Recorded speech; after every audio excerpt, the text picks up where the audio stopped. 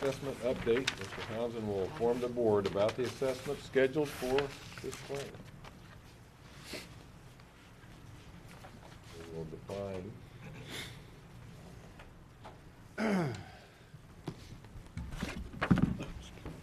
Well, assessment has, the official kind of state assessment that we talk about has already started. The bulk is coming up.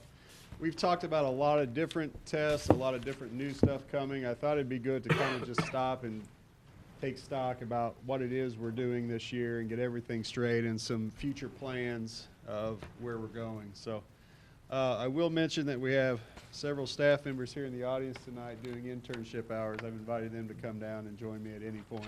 We'll see. We'll see how that goes. But, they have reviewed the presentation for accuracy and have signed off on it.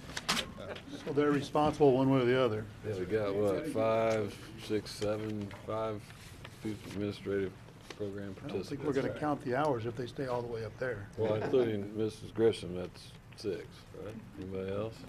So listed up here are the 7 different testing programs that I'll be talking with you about tonight. That's more testing programs than we've ever done in one semester. We have the unique opportunity to be doing 3 pilots this year of different testing programs along with all of our regular programs. So I'm going to talk about each one of these a little more in advance, but it is a busy and widely varied year of testing that our kids are going to have. So the first one are the grade level assessments. We typically, when we talk about that, refer to the MAP test. This is the one that kids take every year, grades 3 through 8 in math and English language arts, and grades 5 and 8 for science. So the date that I put this together, just to give you an idea, that represented 1,780 students taking 4,117 different tests in grades 3 through 8. So Probably not enough. these are the traditional pencil and paper tests, as they always have been. These are continued to be written to the current Missouri GLEs, the ones they've been written to for the last several years. We would be doing this testing. The window would open for us on April, the 3rd week in April, the week of April 21st, which is a little bit later than it has been in the past. We've got a little more leeway to move things back. So we've moved it back into later April that we would give this. I skipped over down there. The MAP A stands for the MAP alternate. That is the test given to our most challenged students within the district, within the special ed program. And so that's going on 20 students and 42 tests also. Now, on our website is a MAP FAQ, frequently asked questions document that has all of the details about the MAP test and common questions that people have, the types of questions that are on the test, what they're written to, the duration of the test, tips for parents on helping their students prepare for it and be confident, and all those tips that we give people. So that is on our website under the parent tab is a MAP FAQ, and I'd encourage you to go there. Anyone who's watching that's interested in more details about the MAP test, all of that stuff is there. At the high school level are the end of course assessments, which we refer to a lot as the EOCs. You'll see they're listed. There are currently 8 EOCs that our students take. We administer that in the fall and spring. Some semester courses we do both semesters. Government is a semester class for us, so we've gone through one session of government testing already at the end of first semester. On EOCs this year, it would, again, the date I pulled this would represent over 2,200 individual EOCs that we'll be giving across the district this year. Now, EOCs are all online for us, so the pencil and paper we don't have to worry quite so much about, so that is nice. Also, it's a little quicker, because of the online testing, it's a little quicker turnaround. We receive scores within 5 days of the testing window closing, so we can move this a little later in the year. This will be the very last week of April into the first week, maybe the second week of May. We'll be giving all the EOC tests. We work backwards, frankly, from the end of the year to make sure that our testing windows, we have time to get those scores back before the year ends. Because the EOC test, as opposed to the MAP test in grades 3 through 8, that does go in as part of the student's score in their course for the second semester. That is one of the tests that are factored into their grade, their actual letter grade here at school, is the EOC score. Okay, so we schedule that to make sure that those tests come back in time. Next is the access for ELL. ELL stands for English Language Learners. This test is currently going on now. This is the English Language Acquisition Assessment. So this measures students coming to us and our success in getting them up to speed with English. Now, it's not just speaking. There are 4 components to the test: listening, speaking, reading, and writing. And so this test is a one-on-one test. This is not just a test where they fill out bubbles. This is an active test where the proctors are reading them information or having students respond to cards and recording their responses and going through the whole thing. Now, this test here, based on their performance, is a exit test from our program. Once they score at certain levels, they can, I guess, graduate the ELL program and no longer receive those special services once they don't need it. Now, there are 109 students this year taking the access for ELLs. One thing I want to point out here, this doesn't measure their conversational ability or their ability to communicate with friends. This is an academic language test. This is to make sure that their English language skills are to the point that academic language and academic vocabulary is sufficient for them to be successful within the classroom. So it's a very stringent test. It's a high bar to test out, and many times people are surprised when students don't pass this, but it's not conversational. It's not the ability, like you might think, to function in society. It's to function in an academic setting. So it's a very high bar. Now, this is going on right now and will continue for about the next month. We'll be finished with that. So it's a little different time frame than the rest of them. What grades does that span all? That starts in kindergarten all the way up. Okay. I mentioned pilot testing. We have 3 pilot tests going on in addition to all of our regular testing. Everything that I went through up till now we do every year. These 3 are unique. First, we have MAP pilot testing going on at Truman in 3rd grade math and the middle school in grade 5 science. These are the new tests that we've been talking about for quite some time that are on the way. The online adaptive testing that react to kids' responses, whether they're correct or incorrect, and ramping up the difficulty level or backing it down, all on the computer. So these are written to the new Missouri Learning Standards, which are tied to the Common Core state standards. So schools throughout the state were selected to participate at certain levels, and we were selected at those 2 spots. For the entire 3rd grade, like in Truman? Just at Truman, we'll be taking that, and then the entire 5th grade class at the middle school. So that's a much larger pilot test. And we're obviously staying away from the MAP testing times, as far away we can get, either as far in front of it or after MAP testing is over to do those. It's a little different in each case on when we've selected to do that. We are doing a MAP A pilot called Dynamic Learning Maps. Remember, MAP A, I mentioned earlier, is the MAP alternate for our most highly challenged students. They're coming out with a different, again, online computerized version of this test. So we will be selecting some students and some teachers within our special ed department to pilot that. That's on top of all the MAP A's that they do now. And the MAP A is not currently not a multiple choice test. It's a portfolio of work to put together. So it's a lot of work to do MAP A. So we're going to add on to it with some of the pilot. The dynamic learning maps is the name of that. We'll be putting that in next year. And then the access for ELLs that I just mentioned, there is some field testing for new questions and new technologies there. Truman Elementary was again selected randomly by the state to participate in that, so that's their lucky year. Yeah. So we'll be doing that on top of the regular testing. So it's a lot of testing. That's an unusual amount of pilot tests in 1 year. We don't normally have all that going on, so that just adds in a little bit. Along with there's a lot that goes into giving these tests to make sure we do it right. And I want to just mention the training part of this. we take our training very seriously, and I'm talking about here us doing things right, following the practices and procedures as the state expects, and making sure that everything is in line. We do follow the DESE training format.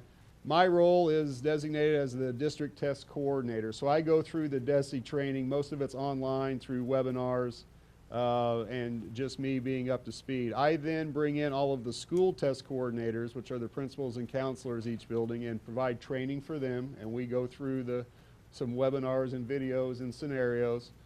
They then in turn go out to each school and train. All of these people are possible within the schools. We have examiners, which are the teachers that give the test. Monitors are ones who monitor the students in larger settings while they're taking it. We could have translators, we could have people doing oral reading, we could have transcribers of people who are taking oral responses and recording it. And all of those people are trained a little bit differently, and there are different rules for each. But we follow all of those and make sure that we do all of that. In addition to the shipping and receiving rules that we have when we get tests in, making sure they're handled correctly, they're stored securely, our distribution methods are secure and sound, and all of that goes in it. So we want to be sure that there's never any question that we're doing anything other than by the book, and that we're testing as we should. So we do go through a lot of training. I do what's called, and we're required to do, quality assurance visits and documentation to classrooms. There are DESE forms and documents that I fill out as I visit on the things we're seeing, and we send all of that in as well. So there is a lot that goes into that side of it too. Now, that's what we're doing this year. You may have seen in the news a new assessment plan for the state of Missouri that has been proposed. It was adopted and approved by the state board on January 14th. This is not a long-range plan. It's designed to go into effect next school year, 2014-15. So this would be very quick that this goes into effect. As I'm going to show you here, it results in a dramatic reduction in the number of tests and the time that kids will be testing.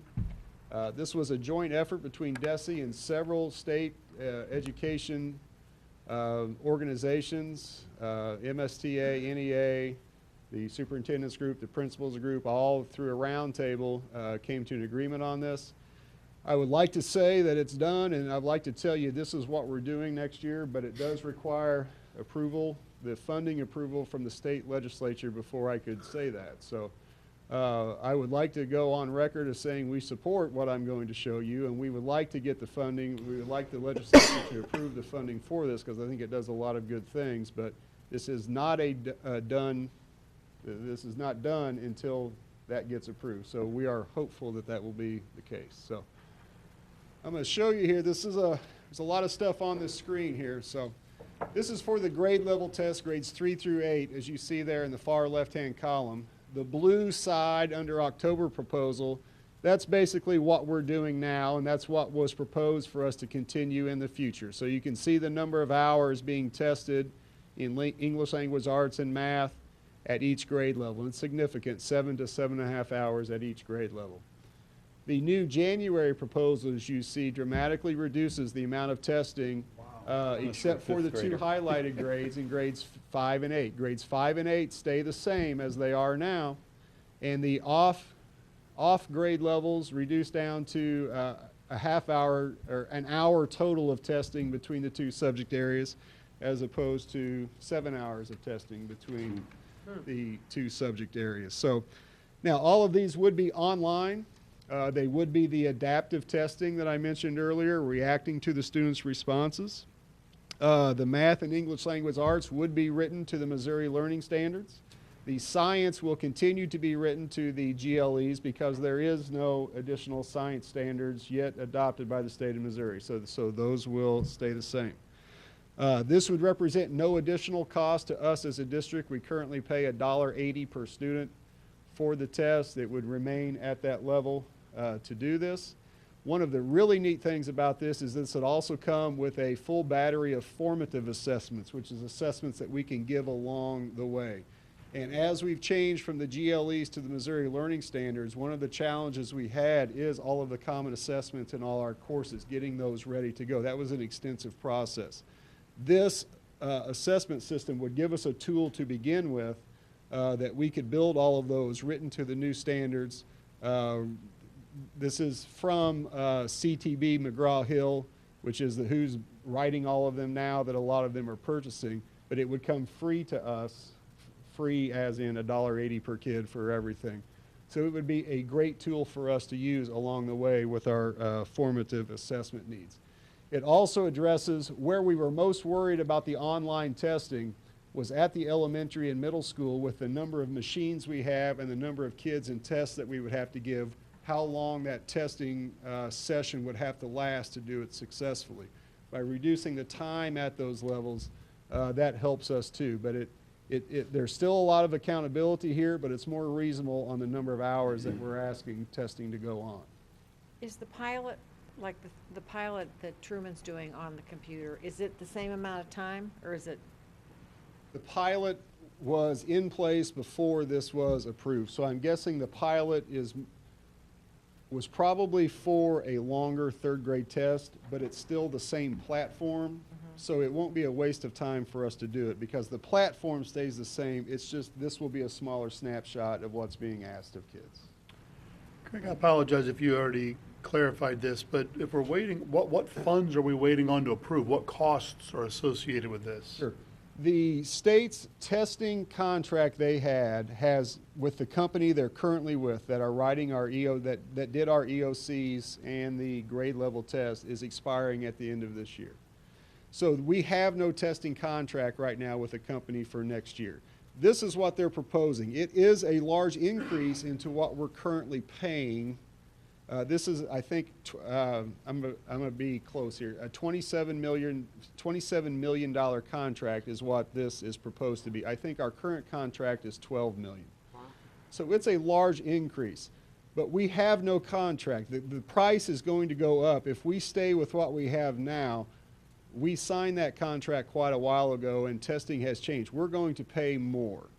It's just the relationship at times between the department and the legislature is such that they're asking for more funds for schools in St. Louis. They're asking for an increase in funds in assessment. They're asking for an increase of funds. It's just making all that work. So I believe it's outside DESI's regular budget. So they're asking for an additional appropriation to cover the assessment, which has to be approved as a single line item.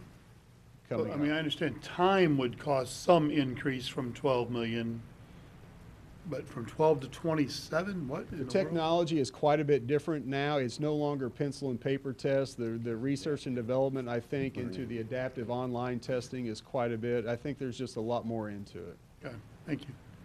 I think the original October proposal represented an $18 million increase in Okay. appropriation, and the new one ratchets that back another eight Yeah, million or that- so it pulled it The back blue less part is what they had proposed, and that's right. The green part that I'm showing you tonight is cheaper than what they were going to ask for by about $3 million.